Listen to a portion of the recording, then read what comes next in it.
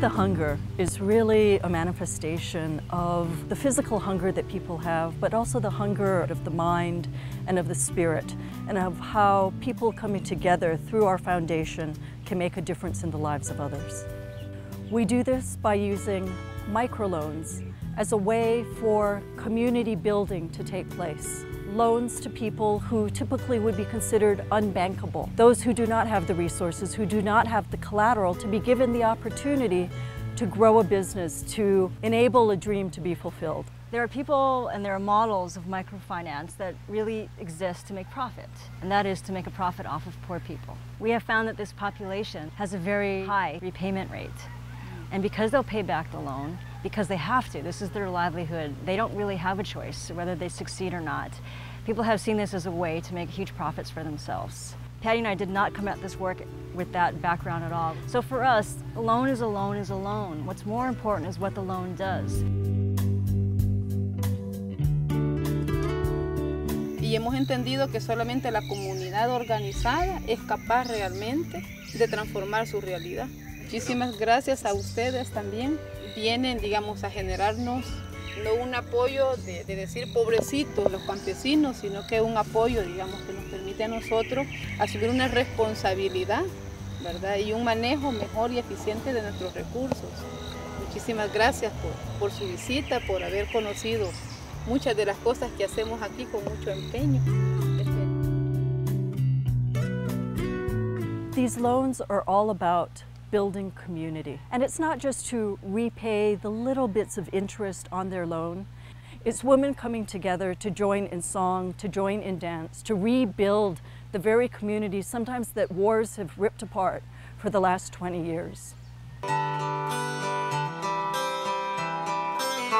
Once people can see that their collective power made a change in their neighborhood or in their community, then it really gives them that self-confidence to know that they can do more.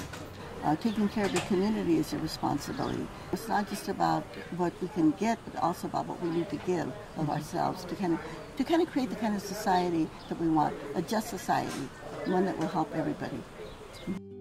We believe in investing in human capital, in human resources, and not to necessarily have that be purely a dollar sign. So many of the wonderful things that we've learned internationally, the strength of communities, the ability of individuals to be resilient, are really many of the strengths that we have here at home. And we saw this as an opportunity to have lessons shared and to bring our finance work home. So in Hawaii, we thought we'd look at some of the economic issues that people are struggling with. And what we came up with was the fact that 90% of our food is imported, while 80% of our food is exported.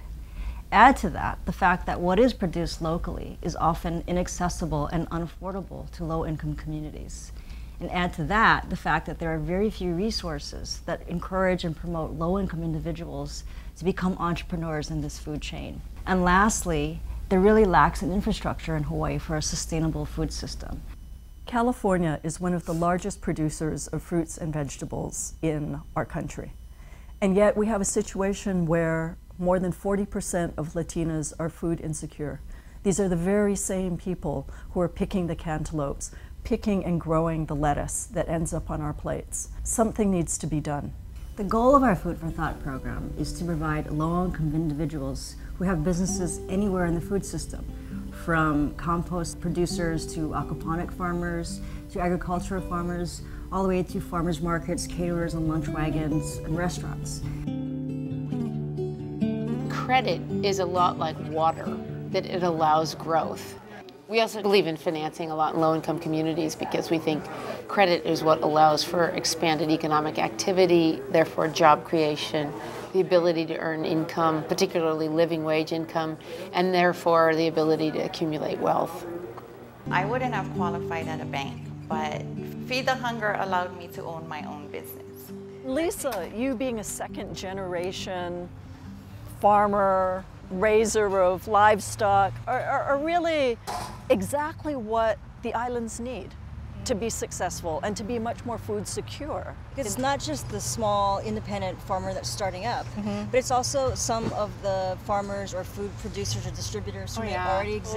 Totally. We just need a little bit more. Yeah, it's just a very exciting time, I think, right now. Exactly. And then giving people a livelihood as well. Yes. Yeah, a livelihood, a real livelihood, not working at some 9-to-5 office. There's so many people here in Hawaii that are passionate, who want to get involved with the food system.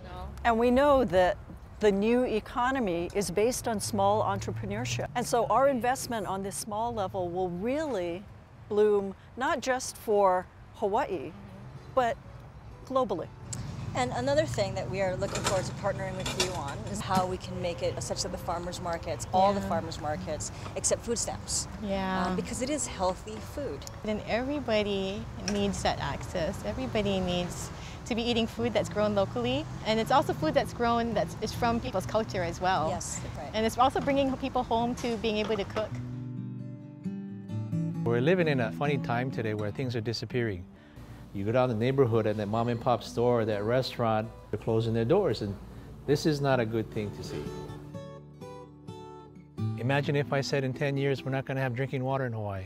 Sustainability is making decisions today so that our grandchildren's children can enjoy what we enjoy today. And when they talk about food security, that means we have to have farmers farming and creating our own food. By increasing our local food production by 10%, we're actually helping our own economy. And we actually create 2,300 jobs, $6 million in taxes. It's $94 million to the farmers, $188 million to the state. According to James Peterson, at one time we used to supply 70 to 75% of the eggs that we consume in Hawaii. Today, we're down to 30 to 35%.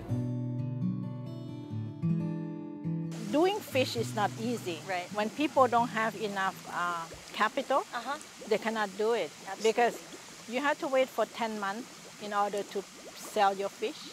And now you're recently expanding into chickens. Right. But when I learned that the eggs is short in the market, so I tried the eggs. So you instilled in your children then from a very early age hard work. And if they just got an opportunity, like your son, he could be extremely successful. You talk about this like it's something that everybody just does, helping other people out. And now you're willing to turn your business over and train someone else in the community who's struggling. And where is it in you? I don't know. For me, I will give people till my last penny. Okay. I won't keep it. So when people come to me, they said, I need money, I will give them. And I will find my own money to spend next day. I think it's from my own heart that I want to help. Feed the Hunger Foundation, microfinancing toward innovative and sustainable solutions. Join the movement.